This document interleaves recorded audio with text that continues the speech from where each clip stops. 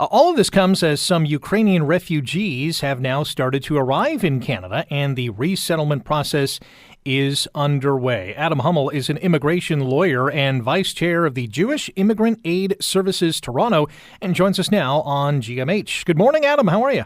Good morning, Rick. Good to be with you. Thanks for having me. Yeah, thanks for coming on this morning to explain how this process works. We know that Canada has committed to accepting many Ukrainian refugees. We don't have a number yet. What is the process of bringing over individuals and families to this country? So there's a number of different processes that people can use to come here.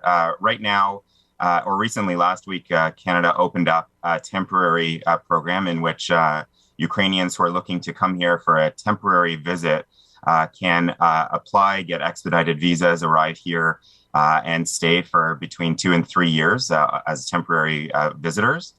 The government has also opened up pathways for Ukrainians, nationals who are already in Canada on work permits and visitor permits and things like that. And they've also opened up a few more options in terms of family reunification, spousal sponsorships, and permanent residence options too. So the temporary program, is that usually open to anyone, or are they making a unique kind of laneway, if you will, to these Ukrainian refugees? Yeah, it's a good question. What I understand it is, this is pretty unique to the Ukrainian situation right now. It's an opportunity for, usually it takes a couple of weeks, if not months, to process a visitor visa application. Right now, people from Ukraine could technically apply for a visa pretty quickly, get to Canada, and get this emergency authorization to be here and work here. What is the main challenge for these refugees coming over? One of the biggest challenges is the emotional state that they're in. There is what we've found is that they are they're having a very difficult time in terms of deciding whether to stay in Ukraine, leave Ukraine, whether they have any knowledge of if they're going to be able to return home, when they're going to be able to return home. And for those who are coming here who don't have any family here, it's really just trying to understand the lay of the land. Very different country than Ukraine, and for those who are arriving in Toronto, for example, trying to figure out how best to make it here with a high cost of living that we have. Our guest on Good Morning Hamilton on 900 CHML, Adam Hummel, immigration lawyer and vice chair of the Jewish Immigrant Aid Services Toronto. I guess if there is some good news, I've heard that Canada, and I did not know this before a couple days ago, has the largest population of Ukrainians outside of Ukraine. So Canada seems to be well suited to welcome Ukrainian refugees. Yeah, I understand that as well. And, for through our organization, JIAS, we thankfully, we have a long history of helping immigrants from the former Soviet Union.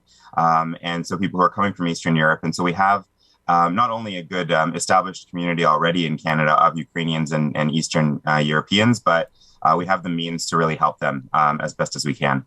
Obviously, the resettlement process, we will probably see most of the Ukrainian refugees come over and be settled within communities where they can, continue to practice their customs and go to, Ukrainian churches. I'm sure that people like yourselves are going to look at, a place like Hamilton to say, there's a large Ukrainian community. This would be a good place for a refugee who is coming over.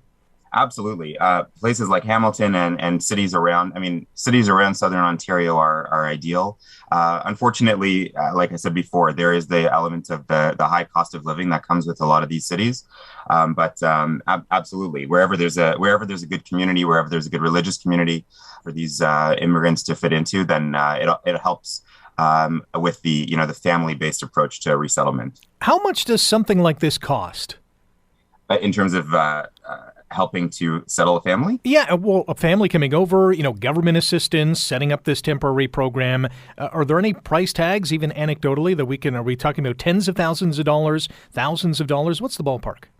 I'm not able to talk about the cost. I'm not, I don't really have a good sense of what the cost is on the government end. As a settlement organization, we raise money to help with the settlement services that are provided to these new refugees. And so, not refugees, immigrants. And it depends on the family. It depends on the makeup of the family, what their needs are, how old they are, how high need they are, and factors like that. Great to hear. And we will be accepting a lot of people as we come to understand. And organizations like the Jewish Immigrant Aid Services Toronto will be at the forefront in helping those people get settled. Adam, really appreciate the time today.